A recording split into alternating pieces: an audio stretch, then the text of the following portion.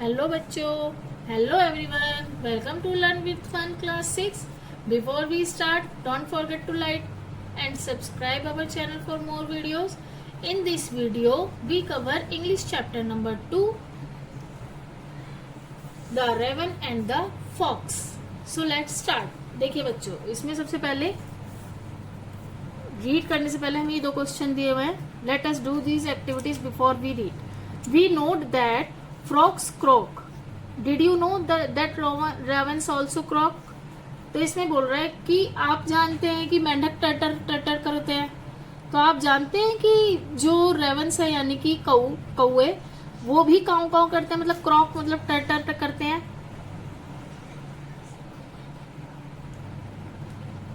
तो ये मतलब यस, इसमें रेवंस है यानी क्रो। ठीक है। Which animal is shown to be cunning in story? Circle the correct answer. Tiger cunning था, फॉक्स या बियर? तो फॉक्स कनिंग था इसमें। ओके बच्चों, अब नेक्स्ट है, let us read. Mister Raven was perch upon a limb. अब आप देखिए इसमें जो रेवन है वो किस मतलब क्या है वो, इसमें जो रेवन है वो एक कौआ है। क्या है? एक कौआ। तो इसमें वो बोल रहा है Mister Raven was perch upon a limb and Reynard the fox looked up at him. मतलब कौआ पेड़ की एक डाल पर बैठा हुआ था, अपॉन अ लिम डाल पर बैठा हुआ था।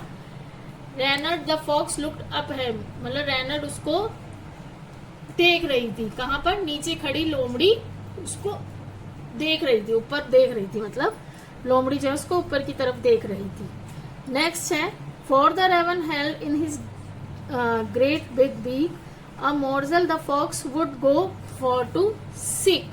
मतलब जो कौआ है उसने अपने मुंह में चोंच में खाने का एक मतलब टुकड़ा ले रखा था, मतलब दबा रखा था जैसे रोटी। ठीक है। और लोमड़ी उसको खाने के लिए कुछ भी करने को तैयार थी, मतलब उसको देख रही थी तो वो उसको कुछ भी करने के लिए तैयार थी। नेक्स्ट है, set the fox in admiring tones. मतलब लोमड़ी ने बहुत ही एडमायरिंग मतलब प्रशंसा वाली टोन्स में, मतलब किसी की तारीफ करते हैं उस तरह के टोन्स में उसने बोला। क्या बोला? My word sir raven you are a handsome bird. मतलब उसके शब्द थे कि बहुत मतलब मीठी आवाज में बहुत उसकी प्रशंसा कर रही थी, मतलब कि अरे वाह, या मतलब वाह कौवे या रेवन, आप तो बहुत ही सुंदर, बहुत ही हैंडसम पक्षी हैं। Such feathers if you would only sing the bird of these woods would call you king. Means इसका है कि आपके पंख तो इतने सुंदर हैं, इतने सुंदर हैं, और अगर आप गाना गाओ, अगर आप गाना गाएंगे तो इस जंगल के सारे पक्षी आपको राजा मानेंगे। वो एक मतलब उसकी मतलब झूठी तारीफ कर रही थी कि किस मतलब उसको बोलते हैं तारीफ करके उसको बहुत ज्यादा झाड़ पे चढ़ा देना, मतलब बहुत ज्यादा उसकी तारीफ कर रही थी कि आप बहुत ही सुंदर हो, आपके मतलब बहुत सुंदर पंख हैं। मतलब बटरिंग नहीं करते हम किसी जैसे किसी चीज की, मतलब किसी व्यक्ति की कि हमें कुछ काम है उससे हम बोले भाई ये काम तो तुम कर सकते हो, तुम तो बहुत ही इंटेलिजेंट हो, तुम तो बहुत ही अच्छे हो। तो इस तरह से वो बटरिंग कर रही थी कौवे की कि आप बहुत ही सुंदर पक्षी हो, आप तो राजा बन सकते हो।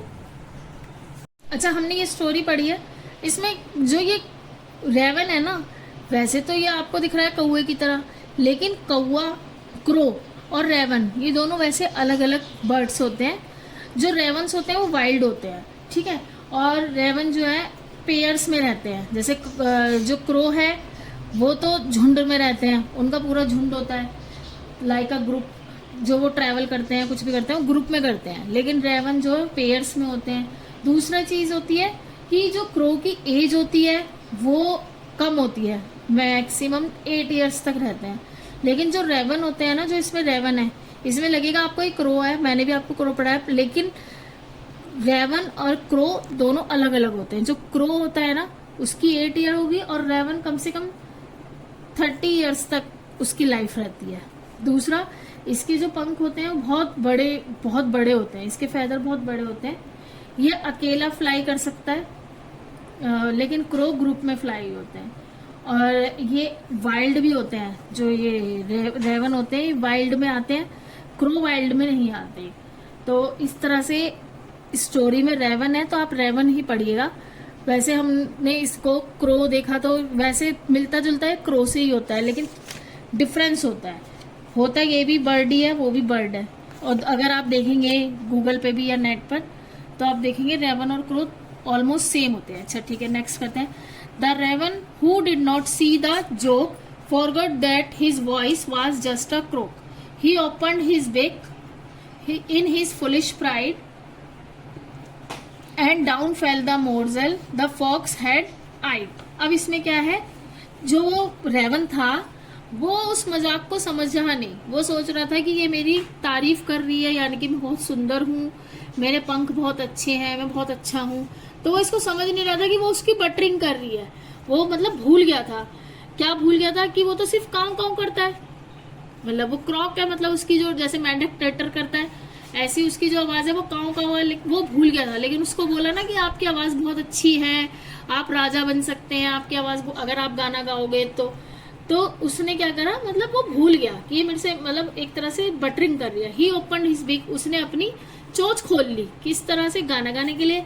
इन हिज फुलिश प्राइड, उसकी मतलब मूर्खता जो थी उसकी, कि मतलब ये मेरे को इतना अच्छा बोल रही है, उस मतलब वो समझ नहीं पाया, foolish pride. And down fell the morsel the fox had eyed, और वह जो उसके उसमें निवाला था, रोटी थी, वो उस पर गिर गई, जिस पर किसकी नजर थी, फॉक्स हैड आइड, लोमड़ी की नजर थी उस पे। Ha ha laugh the fox and now you know, ignore sweets word that make you glow, pride my friend is rather unwise, I am sure this teaching is quite and surprise. हा लोमड़ी क्या हुई, हंसी और बोली, अब तुम जान गए, मतलब तुम्हें तो समझ गए होंगे कि मीठी बातें, इग्नोर स्वीट वर्ड्स, मीठे शब्द, मीठी बातें, इन्हें इग्नोर करो, नजरअंदाज करो, मतलब इनके ध्यान मत दो, जो तुम्हें खुश कर रही हैं, जो तुम्हें खुश कर दे ऐसी बातों जैसे आप है, आपसे कोई कह रहा है यार तू तो इतना अच्छा है, क्लास का टॉपर है, प्लीज मेरा ये काम कर दे, तू तो कर सकता है, आप उसकी बातों में आ जाओगे, आप उसका सारा होमवर्क कर दोगे, तो ये हो गई क्या, बटरिंग, आप उसकी बातों में आ गए। तो pride my friend is rather unwise, इस चीज को मतलब ये एक नासमझी है, मतलब प्राइड माई फ्रेंड मतलब घमंड, मेरे दोस्त ये एक नासमझी है। आई am sure this teaching is quite a surprise, मुझे यकीन है कि यह सीख तुम्हारे लिए बहुत ही हैरानी भरी होगी, मतलब कुछ तो सीख आपको इससे मिली होगी कि कभी हमें किसी की बातों में नहीं आना चाहिए। कोई हमें अगर चापलूसी कर रहा है, हमारी बटरिंग कर रहा है, तो हमें उसकी बातों में नहीं आना चाहिए। हम ये नहीं कि हम उसकी बातों में आके उसका सारा काम कर दें, नहीं। इसलिए हमेशा अपने उससे देखना चाहिए। और उसको पता था कि मेरी तो काऊ काऊ की आवाज़ है, लेकिन वो उसकी बातों में आ गया कि मैं मीठा गाता हूँ, तो उसने गाना स्टार्ट करा, उसकी रोटी गिर गई, वो रोटी लोमड़ी लगी, तो इस तरह से उसका बहुत नुकसान हो गया। तो इस तरह से हमें यह भी सीख मिलती है कि हमें किसी की बातों में नहीं आना चाहिए। तो बच्चों ये इस चैप्टर की हिंदी थी, मैंने आपको समझा दी। अब इसके fill in the blanks, stanza वगैरह हम नेक्स्ट वीडियो में कवर करेंगे। ठीक है बच्चों, thanks for watching, like share and subscribe, keep learning, keep growing, believe your self.